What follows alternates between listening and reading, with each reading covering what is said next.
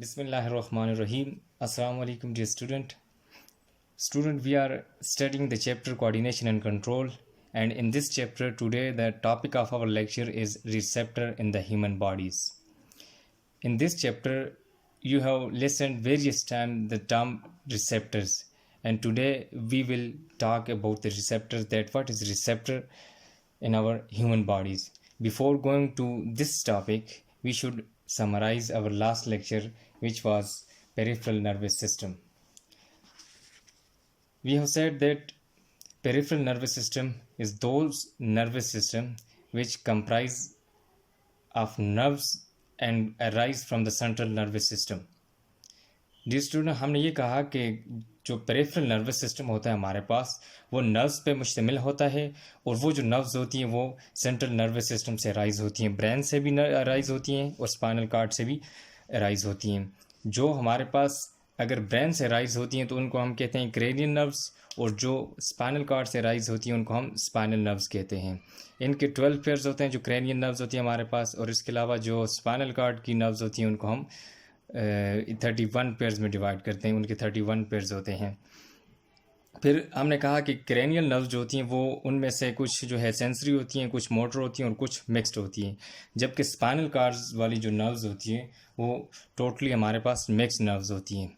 फिर इसके अलावा हमने कहा कि cranial and spinal nerves make two pathway, कि जो नर्व्स होती हैं ये दो तरह के पाथवे बनाती है, एक सेंसरी पाथवे और दूसरा मोटर पाथवे. सेंसरी पाथवे का ये काम था कि जितना भी मैसेज है वो रिसेप्टर से CNS की तरफ लाना. फिर इसके अलावा मोटर पाथवे जो था उसमें हमने कहा कि इससे जो इम्पल्स होती है वो CNS से इफेक्टर की तरफ कंडक्ट होती है थ्रू नर्व्स.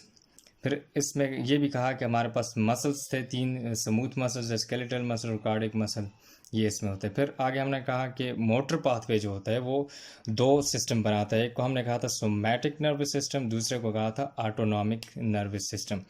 जो सोमैटिक नर्वस सिस्टम था उसमें हमने कहा था कि जो नर्व इम्पल्स होती है वो कंडक्ट होती है किसकी तरफ, टू स्केलेटल मसल्स, और जबकि ऑटोनॉमिक था उसमें कार्डियक मसल्स की और स्मूथ मसल की तरफ जो है वो कंडक्ट होती है इम्पल्स. फिर हमने कहा था कि सोमैटिक नर्वस सिस्टम जो होता है वो हमारे कंट्रोल में होता है कॉन्शियस एंड वायलेंट रिएक्शंस. जितने भी हमारी समझ के और जो हमारे कंट्रोल में है वो एक्शन सारे सोमैटिक नर्वस सिस्टम के अंदर आते हैं, जबकि ऑटोनॉमिक को हमने फर्दर 2 कैटेगरी के अंदर डिवाइड किया, और हमने ये भी कहा था कि ये इनवायलेंट्री है जो हमारे कंट्रोल में नहीं होता. हमने कहा एक सिंपैथेटिक है और दूसरा पैरासिम्पैथेटिक पाथवे होता है नर्वस सिस्टम 2. सिंपैथेटिक पाथवे को हमने कहा था कि ये एक्साइटेटरी है, जितने भी बायोलॉजिकल रिएक्शन या मेटाबॉलिज्म है उसको इन्हांस करता है. जिस तरह देखिए हार्ट बीट है या रिस्पायरेशन है, ये जितनी भी इमरजेंसी कंडीशंस आती हैं तो उसके अंदर हमारे मेटाबॉलिज्म को जो है ये एक्साइट कर देता है, तेज़ कर देता है. जिस तरह आपको एग्जांपल दी थी कि फाइट और फ्लाइट एक्शन में. अच्छा, फिर इसके बाद पैरासिम्पैथेटिक पाथवे को हमने डिस्कस किया था. हमने कहा कि जब आपके ऊपर कोई स्ट्रेस नहीं होती तो उस वक्त आपकी जो बॉडी होती है वो नॉर्मलाइज फंक्शन करती है, तो ये पैरासिम्पैथेटिक पाथवे की वजह से करती है. और इसको हमने कहा था कि रेस्ट एंड डाइजेस्ट कंडीशन या रिस्पॉन्सेस कहा था. और इसमें ये होता है कि ऊपर की जो कंडीशंस थी कुछ उसमें कि आपका पॉपुल्स ये जो पीपल है ये डायलेट हो जाता है, जबकि इस केस में कंट्रैक्ट हो जाता है. वहाँ पे डाइजेशन जो है वो स्टॉप हो जाती है, यहाँ पे प्रमोट हो जाती है, जबकि हार्ट रेट जो होता है वहाँ पे ज़्यादा होता है हार्ट बीट का, जबकि इधर जो है हार्ट बीट नॉर्मल हो जाती है. फिर इसके बाद दूसरा सेक्शन था हमारे लास्ट लेक्चर का, वो था रिफ्लेक्स सेक्शन. कि रिफ्लेक्स सेक्शन क्या होता है, हमने कहा कि जितने भी वो हमारे स्टिमुलस होते हैं बाहर के, उनके अगेंस्ट जो हमारी बॉडी सडन कोई एक्शन परफॉर्म करती है उसको हम कहते हैं रिफ्लेक्स एक्शन. फिर उसको हमने डिस्कस किया था कि आप एक एग्जांपल दी थी आपको, फ्लेम के ऊपर हाथ रखा हुआ है, फिर मैसेज पहुंचने से पहले ही आप अपना हाथ पीछे कर दे. उसकी वजह क्या थी, वो उसके अंदर मसल्स इन्वॉल्व होते हैं. डायरेक्ट जो है CNS से जो मैसेज जाता है वो मसल्स को जाता है, और मसल्स आपको पुल अप करने में हेल्प करते हैं आपका हैंड. फिर बाद में उसके बाद जाकर आपको पेन फील होता है. ये था हमारा लास्ट लेक्चर. और अब जो है आज का टॉपिक डिस्कस करते हैं. आज का जो टॉपिक है receptors in the human body, के ह्यूमन बॉडी के अंदर रिसेप्टर्स. इस चैप्टर में आपने बार बार यही एक टर्म सुनी होगी, रिसेप्टर्स. जहाँ भी कोऑर्डिनेशन के अंदर रिसेप्टर्स का बड़ा रोल है कि रिसेप्टर्स के बगैर कोऑर्डिनेशन मुमकिन नहीं है. अब रिसेप्टर्स होता क्या है, इससे समझेंगे कि रिसेप्टर होता क्या है। Receptors are the part or organ of the body which receive the changes taking place in our environment. कहता है कि ये रिसेप्टर्स जो हमारे पास आर्गन हैं, पार्ट है बॉडी के, जो क्या करते हैं कि एक्सटर्नल जो चेंजेस आती है उनको रिसीव करना या उनको एक्सेप्ट करना, और जो चेंजेस आती हैं वो इन्वायरमेंट के अंदर आती हैं, और वो इन्वायरमेंट हमारे वो जो बॉडी होती है हमारी उन इन्वायरमेंट की चेंजेस को फेस कर रही होती है, और उन सारी चेंजेस को रिसीव करना या एक्सेप्ट करना रिसेप्टर कहलाता है। अब बॉडी के अंदर बहुत सारे के रिसेप्टर्स हैं, जिनमें से कुछ जो है मैं यहाँ पे आपके सामने डिस्कस करता हूँ कि फोटो रिसेप्टर्स, वो रिसेप्टर्स विच रिसीव्स लाइट, वो उस तरह के रिसेप्टर्स जो लाइट को रिसीव करते हैं। फॉर एग्जांपल जिस तरह हमारे पास आइज़ है। दूसरा जो है सोनो रिसेप्टर्स, जो हमारे पास साउंड वेव्स को रिसीव करते हैं। फिर कीमो रिसेप्टर्स, ऐसे जो डिफरेंट केमिकल्स को जो है रिसीव करते हैं, जिस तरह हमारे पास टंग है या नोज़ है। फिर मैकेनिकल रिसेप्टर्स भी हमारे पास जो रिसीव करते हैं प्रेशर को, मोस्टली फाउंड इन स्किन। इसके अलावा भी बहुत सारे रिसेप्टर्स हैं, many other receptors which feel pain, hunger, thirst, pleasure, emotions. ये सारे जो है हमारे पास क्या आ जाते हैं, रिसेप्टर्स। लेकिन यहाँ आपके चैप्टर्स, आपकी बुक के मुताबिक सिर्फ दो जो है रिसेप्टर्स को डिस्कस किया गया है। एक जो है हमारे पास फोटो रिसेप्टर और दूसरा सोनो रिसेप्टर, इन दो को डिस्कस किया गया है और इनके फंक्शन, इनका काम सारा डिटेल से बताया गया है। तो सबसे पहले हम डिस्कस करते हैं फोटो रिसेप्टर को। अब फोटो रिसेप्टर का जब वर्ड जहन में आता है तो फोटो एकदम पिक करता है, क्लिक कर जाता है कि जी ये लाइट से रिलेटेड है। हमारी जिस्म का कौन सा ऐसा हिस्सा है जो लाइट को डिटेक्ट करता है? तो जाहिर एक ही चीज़ है हमारी, जो आई कहलाती है। वो क्या करती है, इस रिसेप्टर का जो है, इस जो आई है हमारा फोटो रिसेप्टर है, ये क्या करती है कि लाइट को कैच करके फिर आगे इमेज हमें बना के देती है।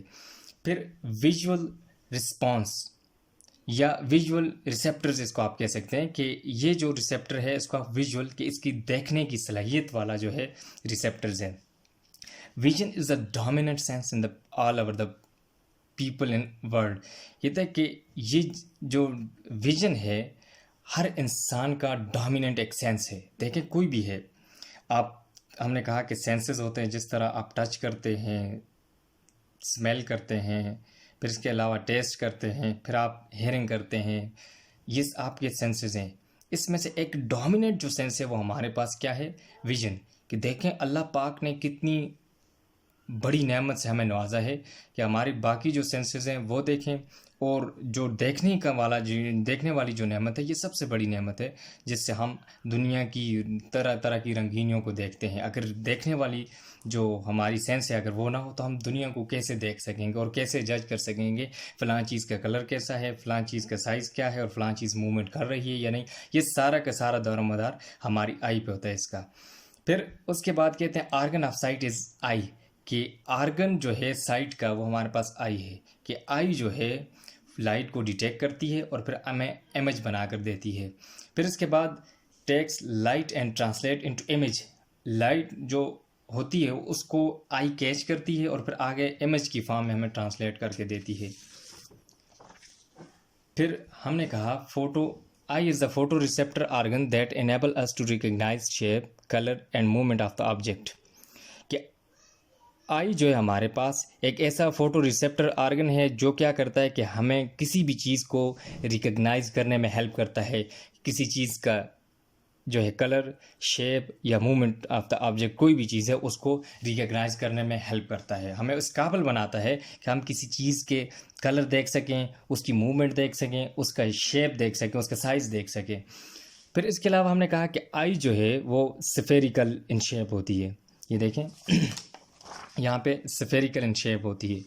फिर हमने कहा कि जिस तरह ब्रेन का कहा था कि वो बोन के अंदर जो है वो महफूज होता है, उस बोन को हमने कहा था क्रेनियम, और इसी तरह ये जो आई का जो बाल होता है, पूरी आई जो होती है ये एक बोनी सॉकेट के अंदर मौजूद है, जिसको आर्बिट, फेस आर्बिट के अंदर प्रेजेंट होती है, उसकी कवरिंग इसके ऊपर की होती है और इसको प्रोटेक्शन प्रोवाइड हुई होती है। फिर इसके अलावा muscles they move the eye ball, के कुछ मसल्स भी मौजूद होते हैं हमारी आँख के अंदर, जो क्या करते हैं इस आई बॉल को मूवमेंट में हेल्प करते हैं। और वो मसल्स जो हैं वो उनका नंबर जो है वो 6 है हमारे पास। फिर आईलिड की बात की कि ये जो पर्दे होते हैं ऊपर आँख के, इनको एज ए कर्टन के आप कर्टन के तौर पे मतलब इस्तेमाल करते देखें। जब कोई ऐसी लाइट ज़्यादा हो जाती है या और कोई ऐसा प्रॉब्लम हो जाता है तो आप अपनी आँख ये आईलिड को क्लोज़ कर लेते हैं और आपकी आँख जो है वो सेव रहती है। फिर आईलैश जो होता है ये क्या करता है, ये बाहर हेयर्स वाला जो है वो आर्गन है, स्ट्रक्चर है, वो क्या करते हैं कि आपको डस्ट पार्टिकल्स आपकी आई के अंदर जाने से या कोई और बैक्टीरिया वगैरह या ऐसी कोई चीज़ें हैं जो अंदर जाने से बच जाती है, उसके साथ चिपक जाती है। फिर अगर इसके बाद हम स्ट्रक्चर ऑफ द आई देखें कि आई की स्ट्रक्चर क्या है, कि किस तरह किस चीज़ से मिलकर बनी हुई है, किस इसके फंक्शन क्या हैं, कौन से हिस्से कहाँ पे हैं और क्या कौन कौन से उसके फंक्शन हैं। तो आइए देखते हैं। कहते हैं कि eye ball consist of 3 layers. सबसे पहले अगर हम देखें तो आई बॉल जो है वो हमारे पास 3 लेयर्स पे मुश्तमिल होती है। ये आई बॉल है हमारे पास, देखें स्फेरिकल है, लेकिन यहाँ से आकर थोड़ा सा ये एलांगेटेड बाहर की तरफ जो है बल्ज बन जाता है। अब देखें ये कहा कि आई जो है आई बॉल हमारे पास 3 लेयर्स पे मुश्तमिल रहता है। ये जो सबसे बाहर वाली जो होती है इसको हम कहते हैं स्क्लेरा। ये जो है हमारे पास स्क्लेरा वाली लेयर आ जाती है। अब देखें यहाँ पे इसने फर्स्ट पे sclerotic layer, white in colour, tough opaque muscular layer, light not pass. कहते हैं कि ये जो लेयर है हमारे पास वाइट इन कलर होती है, टफ होती है, ओपेक होती है, मतलब कि इसमें से कोई भी चीज़ जो है वो हमें दूसरी तरफ नज़र नहीं आ सकती। इस थिन होती है, टफ होने की वजह से ये ओपेक होती है कि इसमें से कोई चीज़ गुजर भी नहीं सकती, लाइट वगैरह। फिर मस्कुलर लेयर होती है कि इसके अंदर मसल्स भी होते हैं। फिर light not pass because of thickness, कि इसके अंदर से लाइट पास नहीं हो सकती, उसकी वजह यह है कि ये थिक है। From front side sclera become thin called cornea, light can pass. अब देखिए यहाँ पे पहले जो बात की मैंने आपके साथ कि ये जो है हमारे पास कौन सी लेयर है हमारे पास, ये आउटर साइड पे जो है ये स्क्लेरा वाली है, ये यहाँ यहाँ यहाँ। लेकिन यहाँ पहुँच के यहाँ तक तो ये थिक होती है ये रीजन, लेकिन यहाँ पहुँच के ये थिन हो जाता है और एक ये लेयर जो होती है इसको फिर नाम दे देते हैं कॉर्निया। कि यहाँ पे कार्निया, क्योंकि ये कार्निया जो है तो आउटर मोस्ट पार्ट है, बाहर की तरफ देखें अगर आई का तो इसमें से लाइट पास होके फिर आगे बाकी पार्ट्स की तरफ जाती है पहला ये। जबकि इधर से ये जो स्क्लेरा है यहाँ से लाइट पास नहीं हो सकती, ये थिक थी ओपेक थी, जबकि कॉर्निया जो हमारे पास ट्रांसपेरेंट है, इससे लाइट ईजीली पास हो सकती है। अच्छा, इसके बाद हम सेकंड लेयर की जब बात करते हैं तो सेकंड लेयर हमारे पास आ जाती है कोराइड की लेयर आ जाती है, ये इनर साइड स्क्लेरिया के इसके नीचे कोराइड की लेयर आ जाती है। अब ये जो होती है डार्कल colour in the eye, inner eye के, इनर आई के अंदर ये क्या करती है डार्क कलर प्रोड्यूस करती है। Choroid form iris coloured portion. अब देखें ये जो कोराइड होता है ये सेकंड लेयर है, यहाँ पहुँच के ये क्या इनवर्ड इन्विजिलेशन कर देती है कि अंदर की तरफ ये मुड़ जाती है और इसकी वजह से आयरस फॉर्म होता है, जो आयरस एक कलर्ड पोर्शन होता है। देखें किसी भी बंदे का हम कहते हैं कि किसी बंदे की आंखें जो ग्रीन हैं, किसी की ब्लू हैं, किसी की ब्राउन है, किसी की ब्लैक हैं, वो ये जो कलर आयरस पार्ट जो होता है ये हमें शो होता है, तो उसकी बेस पे हम कहते हैं कि फ़लाँ बंदे की आइज़ ऐसी हैं, ग्रीन है या ब्लू है, ब्लैक है या ब्राउन है। होता है इस तरह कि देखें बाहर से सारी लाइट जो है वो पास हो रही है, लेकिन जिस बंदे की अगर ग्रीन वो आइज़ हैं तो वो क्या करता है ग्रीन कलर को रिफ्लेक्ट कर देता है, बाकी सारे को ऑब्जर्व कर लेता है, तो उसकी वजह से हमें उसका कलर ग्रीन नज़र आता है। या अगर ब्लैक को वो रिफ्लेक्ट कर रहा है, बाकी को ऑब्जर्व कर रहा है, तो उसकी जो आई कलर का ये आयरस का जो कलर होगा वो हमारे पास ब्लैक होगा। और ये कोराइड जो होता है आगे जाकर आयरस में कन्वर्ट होता है कि इससे आयरस बनता है। और इसके अलावा प्यूपल भी बनता है, इससे एक होल होता है। देखें जो control the amount of light क्या करता है कि इस लाइट की जो अमाउंट होती है ये बाहर से देखें कोई एंटर हो रही है, ये लाइट एंटर हो रही है, सबसे पहले ये कॉर्निया के ऊपर जाएगा, यहाँ से उसका जो है वो बेंड हो जाएगी, बेंड होने के बाद ये सीधी आगे प्यूपल जो है हमारे पास ये एक होल होता है, ये क्या करता है कि अमाउंट ऑफ लाइट को कंट्रोल करता है। कि अगर आपके पास देखें दिन के अंदर लाइट ज़्यादा होती है तो आपका ये जो पीपल होता है ये स्मॉल हो जाता है, छोटा हो जाता है। इसकी वजह ये है कि देखें अगर ये दिन को बड़ा हो जाएगा तो इससे लाइट आपकी जो आई के अंदर ज़्यादा चली जाएगी और आपकी आई को डैमेज कर सकती है। या देखें आपके ऊपर कोई अंधेरे में आपकी जो आंख पे कोई टार्च लगा ले तो आपका ये जो पीपल का साइज़ है वो एकदम श्रिंक होना हो स्टार्ट हो जाता है, छोटा हो जाता है। इसकी वजह ये कि उसकी लाइट की जो रेज़ हैं वो ज़्यादा जाएंगी आपकी आई के अंदर, तो वो आपकी आई के अंदर डिस्टर्बेंस काज कर सकती हैं। तो ये इसको बचाने के लिए ये छोटा और बड़ा होता रहता है। रात के वक्त ये बड़ा होता है क्योंकि रात को लाइट की अमाउंट कम होती है, दिन को ज़्यादा होती है, तो उस रिस्पेक्ट से ये क्या होता है, छोटा बड़ा होता रहता है। फिर this layer is thick in the anterior part and makes the ciliary body. ये जो लेयर होती है कोराइड लेयर, ये थिक होती है और जाकर यहाँ पे सिलियरी बॉडी बना देती है। ये जो है सिलियरी मसल्स यहाँ पे ये धागे की तरह होते हैं और ये लेंस को कंट्रैक्शन और रिलैक्सेशन में हेल्प करते हैं। अच्छा, फिर उसके बाद behind people lens is present which focus image from different distance on the retina. कहते हैं कि पीपल के बैक साइड पर अगर देखें बिहाइंड एक लेंस होता है जो क्या करता है कि इमेज को फोकस करता है कुछ किसी भी डिस्टेंस से, चाहे वो नज़दीक है चाहे दूर है, किसी भी डिस्टेंस से उसको फोकस करता है और रेटिना पे हमें इमेज देता है। ये होता है हमारे पास लेंस। ये वाला जो रीजन है ये आ गया हमारे पास पीपल और उसके बैक साइड पे ये क्या आ गया, लेंस। ये लेंस फोकस करता है किसी भी इमेज को डिफरेंट साइज उससे डिस्टेंस से। अच्छा, उसके बाद अगर हम the lens is held by suspensory ligaments which are attach with the ciliary body. ये देखें यहाँ पे सेंसरी जो सस्पेंसरी लिगामेंट्स होते हैं धागे की तरह, ये क्या करते हैं उसके साथ अटैच होते हैं सिलियरी बॉडी के साथ और उसको हेल्प करते हैं लेंस को कंट्रैक्शन और रिलैक्सेशन। मतलब कि उसको बाज़ औक़ात लेंस जो है वो कंट्रैक्ट हो जाता है, रिलैक्स हो जाता है, तो बड़ा और छोटा होता रहता है उस लाइट की कंडीशन पे। अगर आपके पास आपको नज़र नहीं आ रहा या आगे जब हम उसमें इसकी डिसऑर्डर्स पढ़ेंगे तो उसमें आपको पता चल जाएगा कि किस तरह ये छोटा होता है और बड़ा हो जाता है, बाज़ औक़ात कंट्रैक्ट हो जाता है और बाज़ औक़ात ये रिलैक्स हो जाता है। अच्छा, muscles of the ciliary body control focusing of the lens.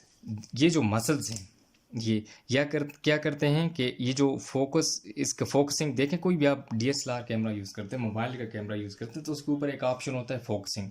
वो जो फोकसिंग होता है वो इमेज को क्लियर करने के लिए होता है कि अगर आप फोकस नहीं करेंगे तो वो क्या करेगा, आपकी इमेज को ब्लर कर देगा।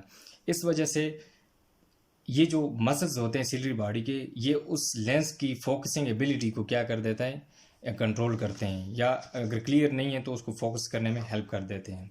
फिर थर्ड लेयर की तरफ आ जाते हैं, most special layer called retina. ये जो थर्ड लेयर है इनसाइड कोरॉइड, ये वाली ये इसको एक स्पेशल लेयर है जिसको रेटिना बोलते हैं। इसको इसलिए स्पेशल कहते हैं कि इसके ऊपर इमेज बनता है। Inner most layer contain photo receptor sales and neurons. इसके अंदर फोटो रिसेप्टर सेल्स भी होते हैं और न्यूरॉन्स भी होते हैं। ये जो लेयर्स है हमारे पास रेटिना, इसके ऊपर इमेज बनता है हमारे पास ये वाला। अच्छा, फिर उसके बाद कहते हैं कि only for light receiving end make image. ये जो होती है क्या करता है थर्ड लेयर, ये लाइट को रिसीव करती है और इमेज बनाती है। देखिए पिछली जो दो लेयर्स थी उनका काम ये था कि आगे फॉर्मेशन करना किसी और चीज़ का, जिस तरह स्क्लेरा थी तो उसने आगे कॉर्निया बनाया, जो क्रोइड थी तो उसने आगे आइरिस और पीपल बनाया। ये दो आर्गन आगे उसने फर्दर जो है वो चीज़ें बनाई। लेकिन थर्ड लेयर जो होती है इसका काम ये होता है कि लाइट को रिसीव करना और इमेज देना। इसने आगे फर्दर कोई मॉडिफिकेशन या और चीज़ें नहीं होती। अच्छा, इसमें फोटो रिसेप्टर सेल्स की हमने बात की कि इसके अंदर फोटो रिसेप्टर सेल्स और न्यूरॉन्स होते हैं। फोटो रिसेप्टर सेल्स का काम होता है कि लाइट को जो है पिक करना, और जबकि न्यूरॉन्स का काम होता है कि वहाँ से वो इम्पल्स होती है उसको लेकर जाना सीधा ब्रेन की तरफ। अब फोटो रिसेप्टर सेल्स दो तरह के होते हैं हमारे पास, एक रॉड लाइक स्ट्रक्चर होते हैं और एक कोन लाइक। रॉड लाइक इस तरह होते हैं और कोन लाइक इस तरह होते हैं हमारे पास। ये जो रॉड लाइक स्ट्रक्चर होती है ये कंसर्न होते हैं इनका ऑब्जेक्ट की साइड के साथ कि आप ऑब्जेक्ट को देख सकते हैं। सिर्फ ये देखें, जिस तरह अंधेरा है शाम का वक्त, मगरब के टाइम अगर आप बाहर निकलें तो अंधेरा होता है, तो दूर से एक शख्स आ रहा होता है, आपको सिर्फ वो उसके एक जो है वो मतलब कि साया सा नज़र आता है कि ये कोई आ रहा है, लेकिन आप उसको रिकग्नाइज़ नहीं कर सकते कि इसका कलर कैसा है, कौन है, ये किस तरह है, लेकिन मतलब उसका एक मुजस्मा सा आपको नज़र आता है।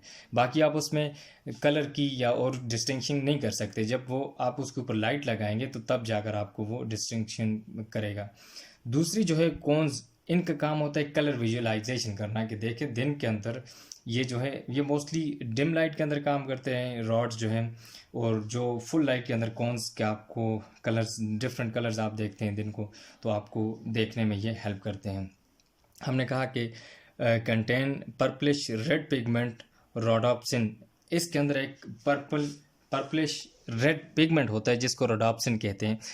ये जो होता है विटामिन ए हमारी बॉडी के अंदर मौजूद होता है, उससे ये बनता है। विटामिन ए सिंथेसिस करता है रोडोप्सिन की, और हम कहते हैं कि एक अगर किसी बंदे के अंदर विटामिन ए की डिफिशियंसी हो तो उसकी बॉडी रोडोप्सिन को प्रोड्यूस नहीं कर सकती, कि उसको बना नहीं सकती। जब वो रोडोप्सिन को नहीं बनाएगी तो उसके अंदर क्या होगा, ये डिम लाइट के अंदर जो ऑब्जेक्ट है उसको क्लियरली नहीं देख सकेगी। तो इस तरह का जो प्रॉब्लम होता है इसको हम कहते हैं this problem is called night blindness, कि जब उसके अंदर जो रोडोप्सिन पिगमेंट जो है वो नहीं होगा तो उसके अंदर ये प्रॉब्लम आ जाएगा कि नाइट ब्लाइंडनेस वाला, कि उसको क्लियरली डिम लाइट के अंदर कोई ऑब्जेक्ट क्लियर नज़र नहीं आएगा। फिर दूसरी साइड पर अगर कौन्स की बात करें, कहते हैं कि इसके अंदर जो पिगमेंट होता है वो आयोडोप्सिन होता है। ये भी हमारे पास पिगमेंट है। ये 3 टाइप्स ऑफ कॉन्स के 3 तरह के जो कॉन्स होते हैं हमारे पास, each contain specific iodopsin for red green and blue light, कि ये जो तीनों के हैं हर एक जो है स्पेसिफिक आयोडोप्सिन जो है होता है, रेड के लिए अलग, ग्रीन के लिए अलग और ब्लू लाइट के लिए अलग होता है। सेंसेशन ऑफ डिफरेंट कलर्स, ये क्या करता है कौन्स, कि आपको सेंसेशन प्रोड्यूस करता है आपके आई के अंदर, कि आप कलर्स की डिफ्रेंशिएशन कर सकें कि ये कौन सा कलर है और ये कौन सा कलर नहीं है, रेड है, ब्लू है, ग्रीन है, कुछ भी है, are produce by various combination of these cones. ये कौन्स क्या करती है, कंबाइन होती है। फिर इसके अलावा आपको other than green, red, blue ये कलर भी आपको देते हैं। इसके अलावा भी आप देखें जब कम्बिनेशन इनकी होती है तो आपको डिफरेंट कलर ये प्रोवाइड करते हैं। फिर इसके अलावा एक बात और, कि ये जो जितने भी कॉन्स हैं ये तीनों अगर इक्वल अमाउंट में कंबाइन हो तो ये हमारे पास वाइट कलर की लाइट देते हैं या कलर देते हैं। अच्छा, इसके अलावा ऑप्टिक नर्व, अगर optic nerve leave the eye at the posterior pole of the eye ball, ये जो ऑप्टिक नर्व होती है ये देखें ये हमारे पास यहाँ पे होती है, यहाँ से निकल के सीधा ऊपर ब्रेन की तरफ ये जाती है, ये ऑप्टिक नर्व होती है, बैक साइड पे होती है आई बॉल के। At this spot photo receptor cells are absent and hence it is called the blind spot. यहाँ पे ये जो रीजन है यहाँ से ये निकल रही है ऑप्टिक नर्व, यहाँ पे एक ब्लाइंड स्पॉट है, इसको इस वजह से कहते हैं यहाँ पे कोई फोटो रिसेप्टर्स सेल्स वगैरह नहीं होते और एब्सेंट होते हैं, तो उसकी वजह से इसको हम ब्लाइंड स्पॉट कहते हैं। कि अगर यहाँ से कोई लाइट आएगी, कोई रे आएगी इस रीजन पे पड़ी तो आई जो है कोई भी हमें इमेज नहीं देगी, क्योंकि यहाँ पे फोटो रिसेप्टर सेल्स ही नहीं है हमारे पास, तो वो कैसे इमेज देंगे। इसके अलावा जहाँ पे पढ़ेंगे ये जो फोविया है इसके ऊपर पढ़ेंगे तो वो हमें इमेज देगा। अच्छा, फिर उसके बाद at the posterior opposite to the lens there is a yellowish spot called fovea, कि इस लेंस के अपोजिट पोस्टीरियर साइड पे जो है ये येलोविश कलर का एक होता है जिसको हम कहते हैं कि फोविया। इसके ऊपर जब लाइट पड़ती है, रे पड़ती है, तो ये हमें इमेज देती है। It is a thin portion of the retina where only cones are densely packed, here the visual activity is the greatest. कहते हैं कि ये जो पोर्शन है रेटिना का, इसके अंदर कोन्स जो हैं वो डेंसली पैक्ड हुई होती हैं और इसके अंदर विजुअल एक्टिविटी जो है वो बहुत ज़्यादा होती है। ये जो रीजन है इसको हम फोविया बोलते हैं। इसके अंदर कोन्स की जो पैकिंग होती है वो बहुत ज़्यादा होती है, डेंसली पैक्ड हुए होते हैं, और ये क्या करते हैं हमें विजुअल एक्टिविटी को ज़्यादा कर देते हैं, ये ज़्यादा होती है यहाँ पे। इसके अलावा space between cornea and lens called aqueous chamber contain fluid called aqueous humour. ये जो है लेंस और ये कॉर्निया के दरमियान ये जो रीजन है इसको हम एक्वस चैम्बर बोलते हैं, और इसके अंदर जो फ्लूइड होता है उसको बोलते हैं एक्वस ह्यूमर, और इसके अंदर 99.9% वाटर होता है और इसके अलावा प्रोटीन और विटामिन होते हैं। फिर उसके अलावा कहते हैं कि space between lens and retina called vitreous chamber. ये जो होता है लेंस और रेटिना के दरमियान ये वाला रीजन जो है इसको वाइट्रस चैम्बर बोलते हैं, और इसके अंदर जो फ्लूइड होता है उसको वाइट्रस ह्यूमर्स बोलते हैं। अच्छा, इसके अलावा अब मैकेनिज्म ऑफ विजन की तरफ आ जाएं। ये तो स्ट्रक्चर हमने पढ़ ली कि देखें 3 लेयर्स होती हैं।